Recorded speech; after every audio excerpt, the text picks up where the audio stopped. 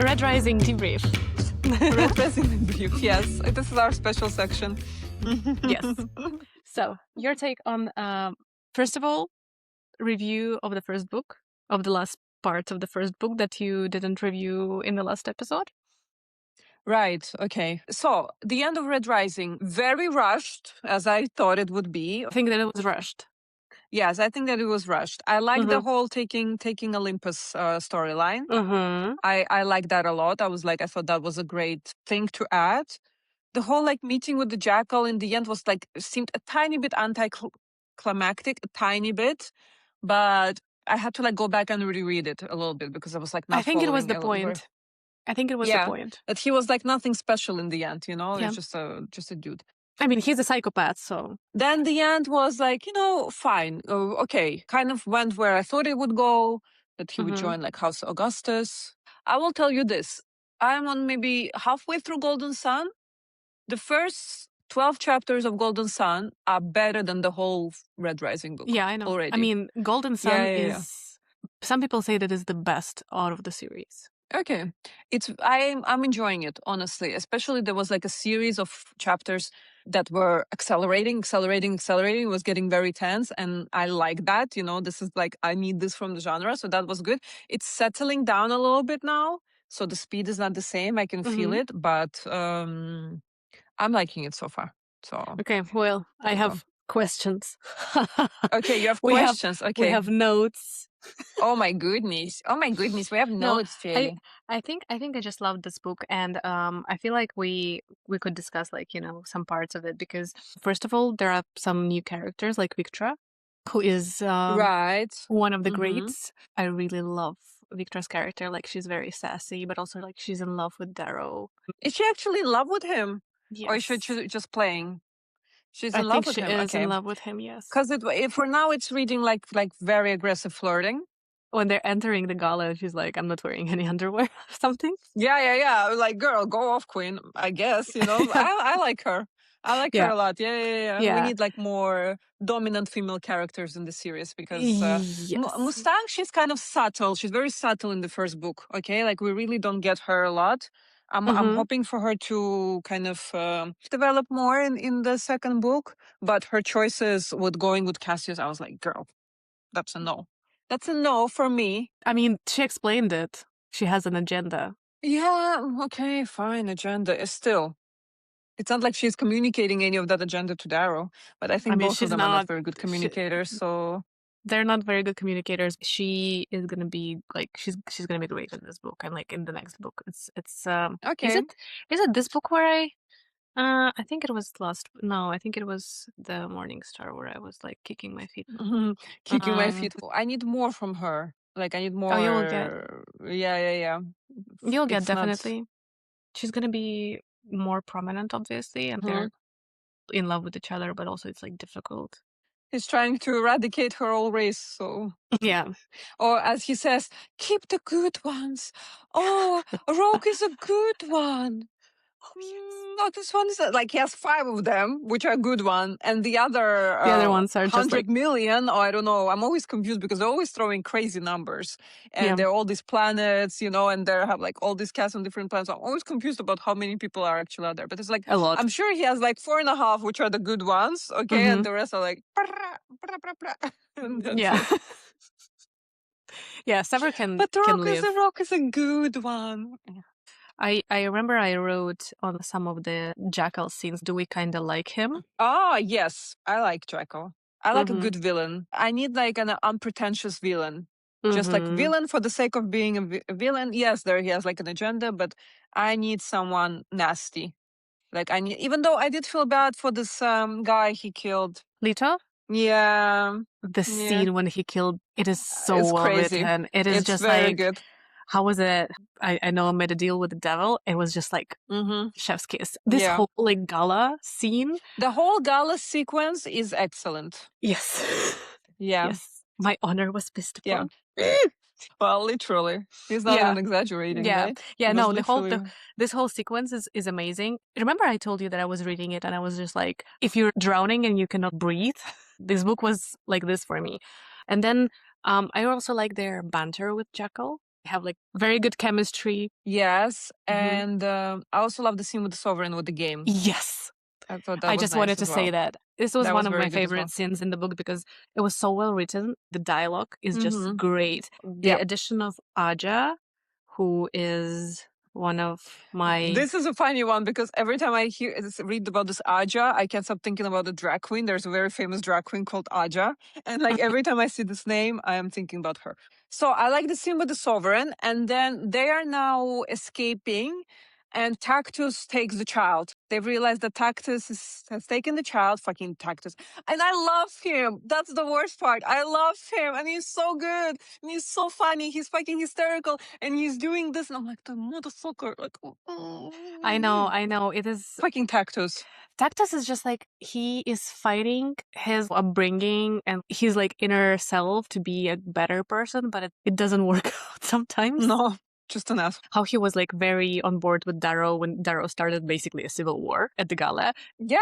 Tactus was like... He was like, like my guy, legendary stuff. Yeah, Let's go. I never doubted you.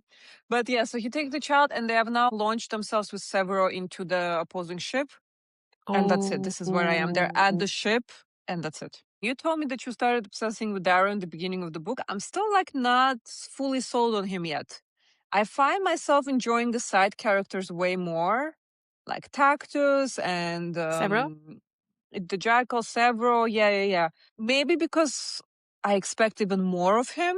I see the appeal, but I'm not like 100% rooting for him almost to succeed. You know what I mean? I'm rooting for the cause, whatever, but for him as a character, I feel like I need more.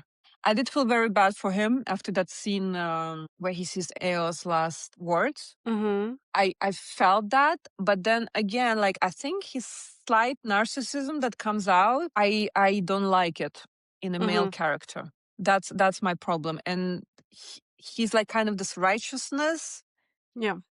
Like I want him to be worse, almost. You know what I mean? Like I need him to be badder. Like be bad.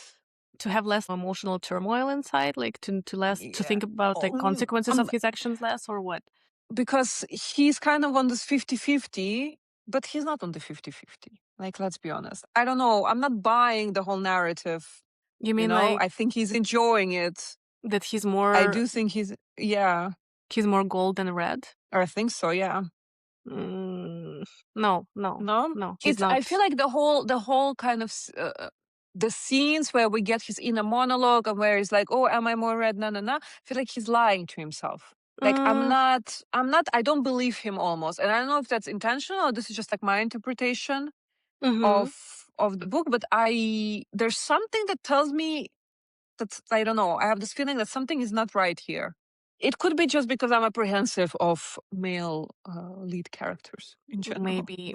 But also, you see that, for example, like in the scene where he's fighting Cassius and Mustang is taking his arm and she's like telling him to stop, and then she recognizes him and says like, oh, there you are.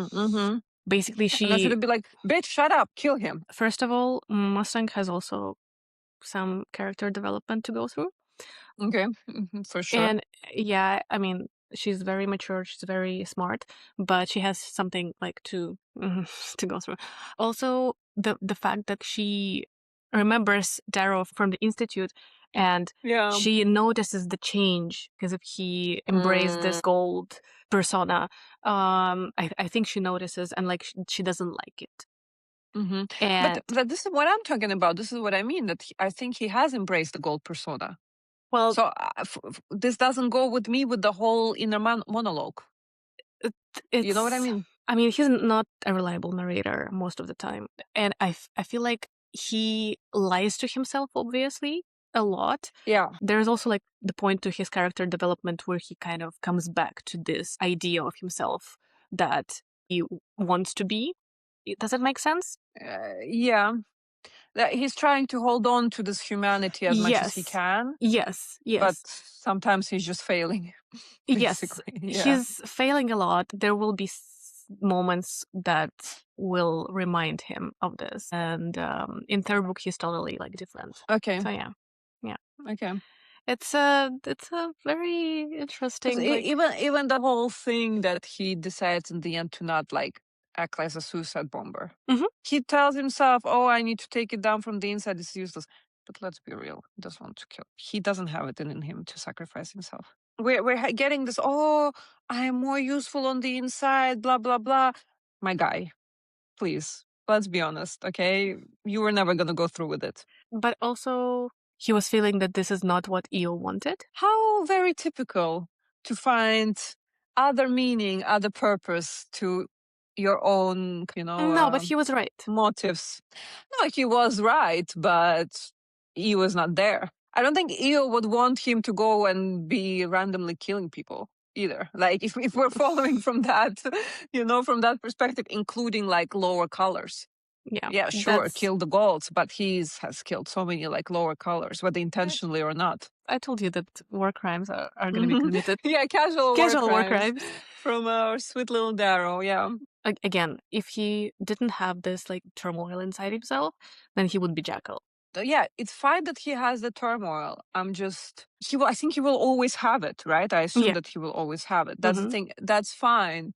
I'm just like the actions are not matching the internal monologue is not matching his, because in real life he just goes for it. Like he doesn't really have many moments of doubt or you know what I mean? Yeah.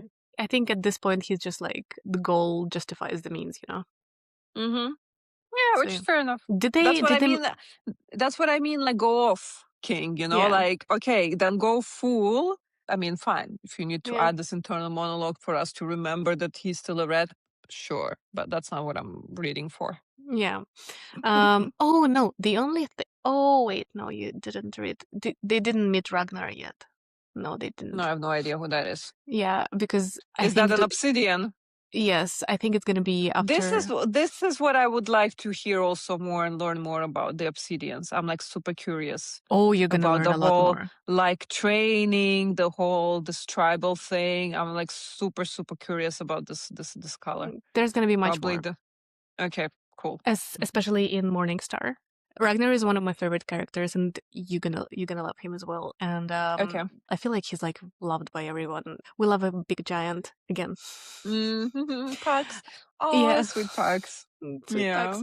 I mean, this book is literally like one of my favorite ever, because it is so nicely written. The language is better. I told you this already, that I noticed immediately that the language is more elaborate and the dialogues are better. They're more entertaining. I feel like the first one is very boxy. Yeah. The narration is boxy, the dialogues are very boxy, and this one is really like is not afraid to try and go into different places. First with the narration, with the language, with the dialogue, etc. So I appreciate that more, like even from like a literature perspective. And the story is more interesting also. Yes. Yes. Like I mean, a lot of things happening. I don't see an end. Okay, that's the thing. There's lots of things happening, and I can clearly see an end. Well, in the first one, I was like, okay, well, I know where this is going. Does Axel like it? Does he continue? He's only read like one chapter, I think. Maybe he heard you talking about like Roman Empire and like Greek references, and he like, liked it. What? Roman Empire? Sign me up. What do you mean Cicero quotes? What do you mean, House Minerva? Rock Darrow fight started, right? No, what's the fight? No, he just they haven't acknowledged the fact that he drugged him before the gala. Well, that's the fight basically. Like no, it hasn't happened yet. Okay. Oh boy! Oh no! My besties are fighting! No, not again! Well, it's just like I think there was a scene that Darrow puts his hand on his shoulder and he like shakes it off because Queen is dying. Because they're trying to get her to hospital or whatever. Yeah. And med, whatever fancy lingo Pierce Brown wants to fucking use this time. My God, I fucking can't. With all of these technical terms, graph, boots, med, bot, cyber, blush, la. I'm like, I can't anymore. He needs to issue a vocabulary, for all of these. Honestly, it's not like it's words that he invented. So no, but like I feel like graph boots is like pretty much easy, like boots that defy gravitation. Yeah, but Leechcraft is a craft that kind of what the fuck is a leechcraft? I mean, leech is like it attaches to another ship, I think. No? Okay. I I feel don't know. like You it tell makes me. sense. You're I mean, you're more advanced. I'm just some of these things I'm just reading. I'm like, okay. I say, this technical stuff where the stork hits the thing, blah blah blah, gets the shit. I'm like, anything that has to do with aerial combat. I'm like, my guy, you lost me here. Like, this is not why I'm reading. Okay, fucking. What do you think this is? oh, the moment when they're like human Sevro are launching themselves. Oh yeah, in these fucking capsules. There's another name for the capsule, and there's something on top of the capsule that's moving, that's about to cut his head. Like, I don't care. You don't have to like understand the technicalities. I think you just have to understand that like they're doing something. Well, like bodily movements. That's the thing. Yeah, Where exactly. they are at this moment. Are they flying? Are they walking? Are they going somewhere? That's fine. How they're doing it, beyond me. Matter. Honestly, it beats me. The only thing I think that it's important is how the razor works. This I was also a bit confused that it turns into a whip and it turns into something. I will send you a picture. I will send you a picture I saved especially for you.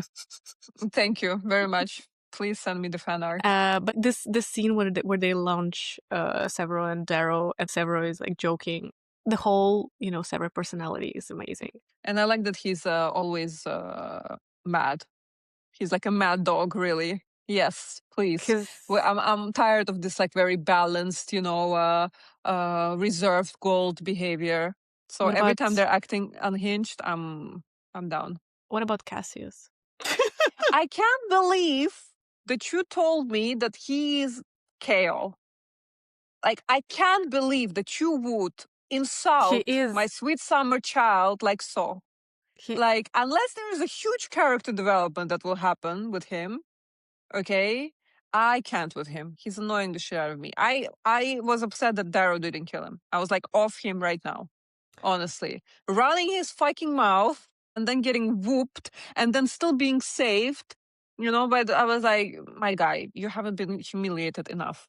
I was rooting for, like, we were rooting for you. We were all rooting for you. How dare you? Like, I was rooting for him and I don't know. I'm not seeing where this is going. I still think that he's Kale. I'm sorry, but you will see later, so... Okay, fine.